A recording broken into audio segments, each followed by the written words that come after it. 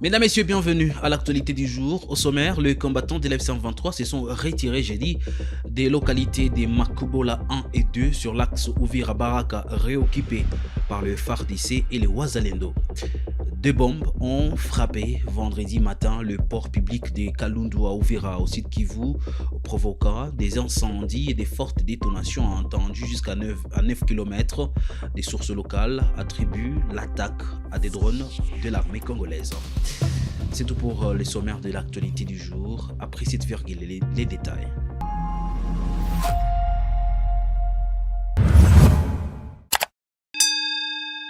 Si vous êtes nouveau sur la chaîne, abonnez-vous. Commençons l'actualité du jour par cette information. Les combattants de l'F-123 se sont retirés hier jeudi 25 décembre 2025 des localités de Makobola 1 et 2 sur l'axe Uvira-Baraka. Selon des sources concordantes, le FARDC et Wazalendo ont réoccupé la zone.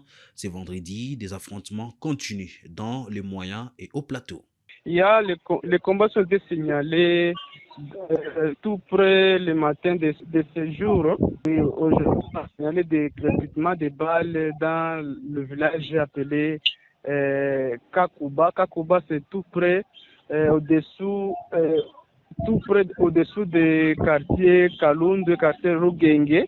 Et ces affrontements ont commencé après les bombardements de vedettes dans les ports de Kalundu par les drones des forces armées de FARDC. Cet après-midi, la situation elle est un peu calme, mais toutes les activités dans la ville d'Uvira sont paralysées. Dans la localité de Makobola, les M23, ils sont retirés. Ils sont retirés dans les Makobola 1 et 2 et jusqu'à présent, les affrontements se focalisent dans des hauts et moyens plateaux d'Uvira. Toujours dans cette partie du site Kivu, des bombes ont frappé ce vendredi matin le port public de Kalundu à Uvira. Nous sommes au site Kivu, provoquant des incendies et des fortes détonations entendues jusqu'à 9 km de distance. Selon des sources locales et sécuritaires, des drones de l'armée congolaise seraient à l'origine de l'attaque. Fiston Issemouami. Deux bombes ont été larguées au port public de Kalundu en ville d'Uvira, province du Sud Kivu, tôt le matin de ce vendredi 26 décembre 2025. Selon une source sécuritaire et la société civile, il s'agirait de drones de l'armée congolaise qui ont ciblé la zone. De fortes détonations ont été attendues jusqu'à Kasenga et Kamvivira, à plus ou moins 9 km au nord de la ville, affirment certains habitants. Des sources concordantes à Kalundu confirment le fait. Un habitant témoigne: ce matin, chez nous à Uvira, deux bombes ont été larguées au port de Kalundu. Une partie du port étant fumée, nous constatons du feu. L'appareil qui a largué venait du côté du Burundi. C'était comme un avion de chasse ou de drone. Nous l'avons vu dans le ciel. C'est terrible. Le port est enfumé sur une partie, a-t-il témoigné. Pour l'instant, il est difficile d'obtenir toutes les précisions sur le bilan de ces bombardements au port de Kalundu. Les 123 s'était retiré de la zone depuis le 17 décembre 2025 après une demande des États-Unis. Des affrontements entre les FARDC appuyés par leurs alliés Wazalendo et la 123 sont signalés dans les collines surplombant Makobola et Kigongo en territoire d'Uvira depuis hier jeudi. Ce vendredi matin, les combats ont repris dans la zone selon des sources locales. L'administrateur du territoire des Calais, Bossé Jean Bosco, a lancé la campagne de plantation d'arbres dans tous les villages du Haut-Plateau. L'autorité de l'F-123 dans la zone a indiqué que cette campagne vise à reboiser la zone et à protéger l'environnement. Suivez les témoignages des responsables de l'environnement dans la région. Des confessions religieuses et des organisations communautaires afin de bâtir un territoire de Calais plus vert, plus sûr et durable pour les générations présentes et futures. Veuillez agréer, monsieur l'administrateur du territoire, l'expression de ma haute considération. Chef de service de l'environnement et développement durable de Numbi, Tchambombo, Bishaka et Mwamiwijui. Signé Munyempame Magaru Berthe, chef de service.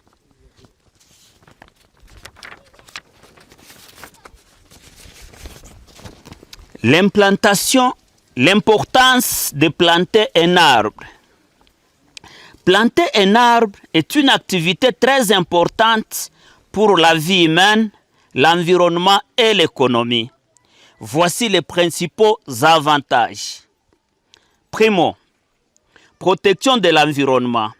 Les arbres réduisent l'érosion des sols, les tiennent l'eau de pluie et préviennent les inondations ainsi que les effets du changement climatique. Secondo, protection de l'air pur. Les arbres produisent de l'oxygène indispensable à la respiration et absorbent le dioxyde de carbone, ce qui réduit à la pollution de l'air. Tertium, protection de la santé. Les arbres offrent de l'ombre, diminuent la chaleur excessive et contribuent à réduire les maladies liées à la pollution atmosphérique. Quarton, développement économique. Les arbres fournissent du bois, de fruits, de plantes médicales et créent des emplois, agriculture, jardinage et construction. Quinton, protège la biodiversité. Les arbres sont d'habitation de nombreux animaux et insectes et ils contribuent à la préservation de la biodiversité. 6. Amélioration du cadre de vie. Les arbres embellissent les villes, les villages et améliorent l'hygiène et renforcent la sécurité. Conclusion. Planter un arbre, c'est investir dans un avenir meilleur. Chaque personne a un rôle à jouer en plantant et en protégeant les arbres. Genèse 1, verset 11. Apocalypse 1, verset 3. Je dis et je vous remercie. Fête à Numbi le 19-12-2025, chef de service de l'environnement de Numbi, Chambombo Bishaka et Mwamiwijui. Munyempame Maguru Berthe, chef de service. Des affrontements ont repris ce vendredi matin entre le FARDC et les combattants de la CRP dans les territoires de Djougou en Ituri. Des sources sécuritaires démontrent la prise des boulets par les rebelles et affirment que la localité demeure sous contrôle de l'armée, tandis que des opérations de ratissage sont en cours dans cette partie de la province de l'Ituri. Ces combats signalés principalement aux abords de la localité de Boulé ont créé une dégradation de la situation sécuritaire dans cette zone déjà éprouvée par des violences récurrentes. Alors que la CRP affirme contrôler la localité de Boulé, des sources sécuritaires basées dans la région opposent un démenti formel et rassurent que les positions des FARDC restent échangées et que la localité demeure sous contrôle des forces loyalistes. Selon ces mêmes sources, des opérations de ratissage sont en cours afin de contenir les éléments armés encore actifs dans certains secteurs du territoire de Djougou. La veille, jeudi jour de Noël, la persistance de l'insécurité avait déjà entraîné de fortes perturbations des activités socio-économiques et religieuses dans plusieurs localités environnantes. Des scènes de panique ont notamment été observées à Mabanga où des tirs sporadiques ont été signalés, poussant une partie de la population à se confiner ou à se déplacer vers des zones jugées plus sûres. Pour l'instant, aucun bilan humain ou matériel fiable n'a été communiqué. Les affrontements se poursuivent encore dans certains endroits. Des sources locales évoquent une situation involutive et appellent à la prudence en attendant une évaluation plus complète de l'impact des combats. Par ailleurs, des sources sécuritaires font état de l'implication présumée des civils, notamment parmi les déplacés dans les violences en cours. Ces nouveaux affrontements dans les territoires de Djougou viennent d'aggraver la situation sécuritaire et humanitaire en Ituri, où chaque regain de violence compromet les efforts de sensibilisation. Rachid Koudra depuis Bunia pour Kivu Morning Post. L'archevêque métropolitain de Lubumbashi, Monseigneur Fulgence Muteba, a dénoncé une vision réductrice de la RDC limitée à ses minéraux. Dans son homélie de Noël, le président de la Sanco a critiqué des accords conclus sans les populations qu'il qualifie de coopérations déséquilibrées et de fausses amitiés, tandis que les Congolais restent privés de paix, de développement et de dignité. Il est absurde qu'on ne voit en RDC que des minéraux à prendre, surtout des minéraux qu'on appelle stratégiques, cobalt, lithium, et bien sûr notre traditionnel cuivre. Et ce, pour répondre aux besoins de la transition énergétique. Voitures électriques, des pièces d'ordinateur, des pièces de satellites, des pièces de drones. Vous savez qu'on parle de couloirs. Il y en aura un, non loin d'ici, à 300 et quelques kilomètres, sinon plus, celui de l'Obito. Fermez les yeux et pensez à cette expression couloir, c'est-à-dire des passages inclinés vers l'extérieur de notre pays, des réseaux pour faire couler des minéraux vers l'extérieur. Et le tout sans d'abord se préoccuper des humains qui habitent sur ce territoire d'où on tire ces minéraux-là. Ces gens qui habitent ce territoire ont besoin de paix, ont besoin de développement, ont besoin de voir leur dignité respectée. On prend des décisions loin de là où ils habitent. On prend des décisions sur eux et pour eux. Tous ces accords dont vous entendez parler sont en réalité des accords de fausse amitié, des accords de coopération déséquilibrés, des accords de coopération de convoitise immodérée de nos ressources naturelles. Tout simplement. J'ai été à Doha pour rechercher la paix. J'ai lu dans les yeux de ces princes du pétrole, non pas d'abord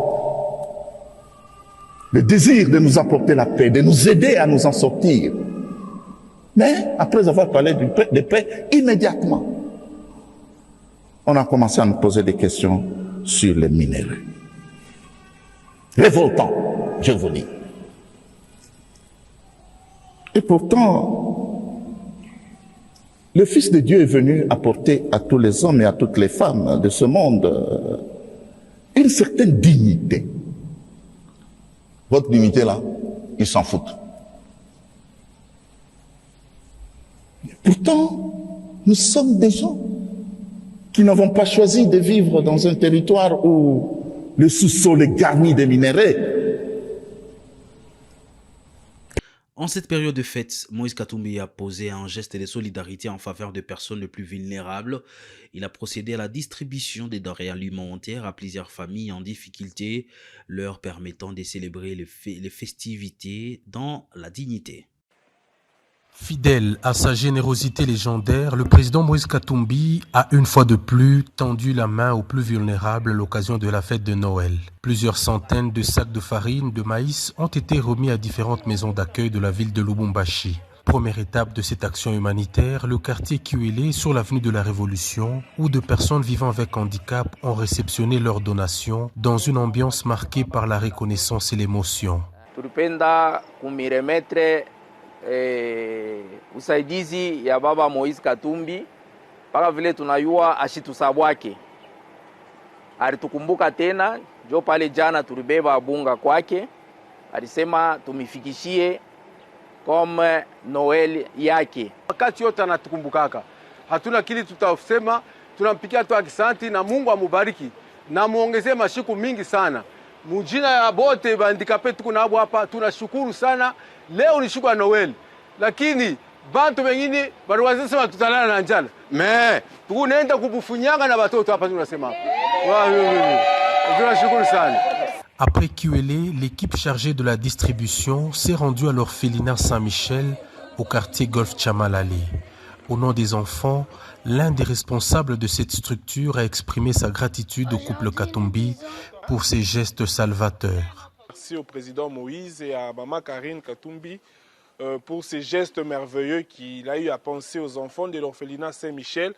Nous savons que ce n'est pas la première fois, c'est devenu comme une habitude pour eux de penser à nous, de penser à ces enfants. Nous leur disons merci de là où ils sont, qui reçoivent nos sincères remerciements ce jour de Noël. De Chamalale, cap sur la maison d'accueil Amani dans la commune de Kamalondo, où sont encadrées de petites et jeunes filles en situation de rupture familiale. Là aussi, les bénéficiaires n'ont pas caché leur joie. Président Moïse, merci beaucoup. Toujours dans la commune Kamalondo, un autre lot de sacs de farine de maïs a été remis à l'hospice de vieillards. Moïse Katumbi, Mungu ambariki mwexili yake eko. Hakuna mwingine tutakimbilia, tutalilia. Amutoshe matatizo yote, mashimango, ubishi, bukomvi, chuki. Yewa uwezo amwambate. Alléluia. Amen. Avant de quitter Kamalondo, l'équipe a remis un autre lot de farine à l'Institut Nourou, spécialisé dans la formation des enfants malvoyants et non-voyants. Ces derniers ont également exprimé leur reconnaissance à l'endroit du bienfaiteur. Je commence d'abord par remercier le président Moïse Katumbi parce que le geste qu'il a fait, en tout cas, c'est un geste vraiment merveilleux. C'est plus grand. Lui, il peut voir que c'est peu ce qu'il a donné, mais pour nous, c'est vraiment beaucoup. Donner que Dieu lui rende au centuple. Dernière étape de cette tournée solidaire, l'orphelinat islamique du quartier Bel Air dans la commune Kampemba. Après réception de leur lot, les enfants ont élevé de prières en faveur du président Moïse Katumbi, implorant pour lui santé, paix et prospérité.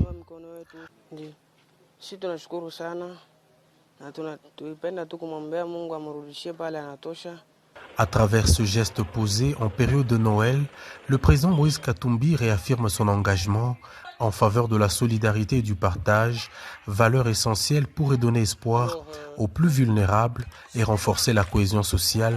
Sur instruction du vice-premier ministre de l'Intérieur, la police nationale congolaise et les autorités territoriales renforcent les dispositifs de sécurité sur l'ensemble du territoire afin de lutter contre la criminalité et de mobiliser les comités locaux de sécurité pendant les fêtes de fin d'année. Oui, les dispositions sont prises.